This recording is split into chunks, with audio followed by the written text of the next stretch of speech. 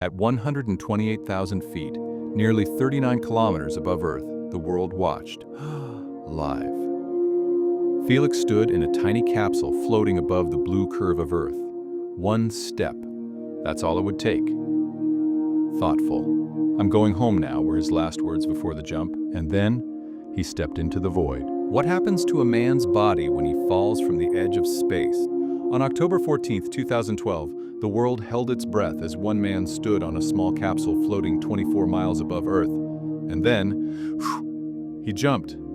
This is the real story of Felix Baumgartner, the man who dared to fall from space and lived to tell the tale. Felix Baumgartner wasn't born a hero. He didn't grow up dreaming of being famous. He didn't have superpowers or an army behind him. He was just a regular young man from Salzburg, Austria, a trained mechanic with a wild heart.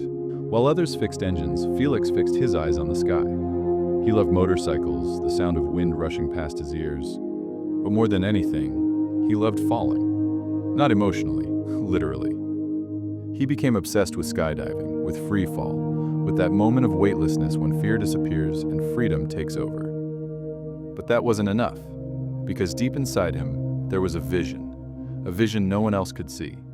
Not just to jump from a plane like thousands before him, but to jump from the edge of space itself, to stand where no man had ever stood, and then to leap. People called it madness. They laughed. They shook their heads. Scientists warned him, "Your blood will boil at that altitude. Your lungs could collapse. Your body will spin out of control. You'll black out. You'll die."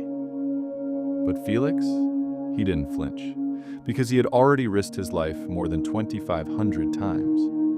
Base jumps from towers, free falls from cliffs, insane stunts from buildings where one wrong move meant death. He wasn't addicted to danger.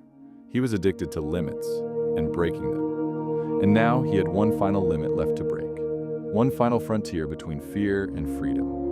This wouldn't just be a jump. This would be the jump heard around the world. Have you ever wondered what it would feel like to fall from space? No spaceship, no engine, just you and gravity. In 2010, something insane began brewing behind closed doors. A project so dangerous, many believed it was suicide. A project called the Red Bull Stratos mission. The goal? Not to explore space, not to collect data, but to do the impossible, to break the sound barrier with the human body. No plane, no rocket, just one man falling faster than sound. Sounds crazy? That's because it was. Even top scientists, engineers, and astronauts said, "This is not a stunt, it's a death mission in disguise." At that altitude, there's no oxygen. The temperature drops to minus 70 degrees Celsius. The pressure is so low your blood can literally boil without protection. Now imagine this. You're 24 miles above Earth, alone in a capsule the size of a closet. And you know, if you spin out of control, your body could rotate 1,000 times per minute. You'll lose consciousness in seconds. And if your suit rips, instant death. No second chance, no rescue, no turning back. But Felix didn't blink. He trained like a madman, inside vacuum chambers that mimic near space, inside freezing conditions colder than Antarctica, inside isolation units where he didn't hear a human voice for days. And he did it all in a custom-built pressure suit, a suit so sensitive that if even one valve failed, it would become his coffin. So here's the real question. Would you do it? Would you risk everything, your mind, your body, your life, for a dream no one believes in? Because that's exactly what Felix Baumgartner did. And soon, the world would watch him fall from the heavens. 14th October, 2012, the day of the jump. The balloon slowly rose, higher and higher. 10,000 feet, 50,000 feet, 100,000 feet. At 128,000 feet, nearly 39 kilometers above Earth, the world watched. Live. Felix stood in a tiny capsule floating above the blue curve of Earth. One step. That's all it would take. Thoughtful. "I'm going home now," were his last words before the jump, and then he stepped into the void. For the first 30 seconds, silence. Then, chaos. Felix began to spin violently. No control, no stabilization.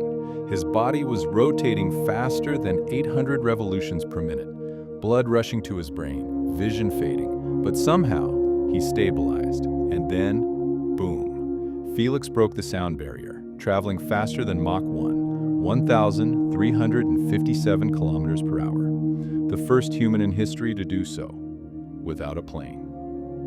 After 4 minutes and 20 seconds of freefall, Felix deployed his parachute, and at 9 minutes he safely landed, knees weak, hands shaking, alive. When Felix landed safely on Earth, the world erupted in celebration. Over 8 million people watched it live on YouTube. It was the most watched live stream in internet history at the time. Everyone was cheering. Everyone called him a hero. Media headlines screamed, "Man breaks sound barrier with his body. The jump that defied science." And he didn't just break records. He shattered them. The highest manned balloon flight, 128,000 feet. The highest free-fall jump ever recorded. The first human being to break the sound barrier without an aircraft, reaching speeds over Mach 1. But behind all the cheers, behind the fame, behind the cameras, there was a pain no one could see. Because what Felix gave the world cost him something far greater, the hidden cost. After the jump, Felix didn't celebrate. He didn't tour the world or soak in glory. He collapsed into silence, into fear, into darkness. For years, he suffered from crippling panic attacks. Claustrophobia took over his life. The same suit that protected him now haunted him in his sleep. He couldn't sit in elevators. He couldn't be inside small rooms. He couldn't breathe when doors closed. And emotionally, he was shattered. People think it's about ego, he once said. It's not. It's about fighting your own fear every single day. The real battle wasn't in the sky. The real jump wasn't from space. The real fall wasn't from 128,000 feet. It was the fall inside him. The fall into a place where fear has no altitude, no parachute, and no landing zone. And maybe that's the part people never see, that the greatest records often come with the greatest pain. Because heroes don't just fall from the sky, they rise from their own brokenness. So why? Why risk everything? Felix said, sometimes you have to go up really high to understand how small you are. He wasn't chasing fame, he wasn't chasing records, he was chasing freedom, the kind of freedom only found when you look death in the face. And jump anyway. If this story gave you goosebumps, if it reminded you that fear is just a wall waiting to be broken, then share this story. Let people know that no dream is too crazy and no sky is too high. Subscribe for more real-life stories that inspire.